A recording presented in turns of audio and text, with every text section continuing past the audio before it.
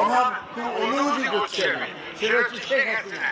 কারণ তার ভাষায় আমি বলতে পারছি না যে একটা রাষ্ট্রের মধ্যে 10টা রাষ্ট্র যায়, তার ভাষায় আমি বলতে পারছি না যে আমি কখনো পালিয়ে যাইনি।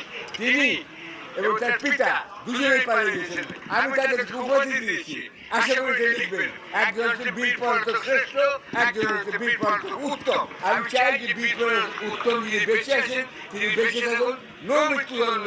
আমি মৃত্যুদণ্ডের বিরুদ্ধে, আমি কারো প্রাণহানি চাই না, কারো মরণ চাই না। আমি তিনি তার বেঁচে থাকেন তার শাস্তি একমাত্র নেত্রী মনে রাখবেন, যিনি এত বছর জেলে থেকেও তিনি মহাসভায় তিনি ভাঙেন না, তিনি দেশ ছেড়ে যাননি।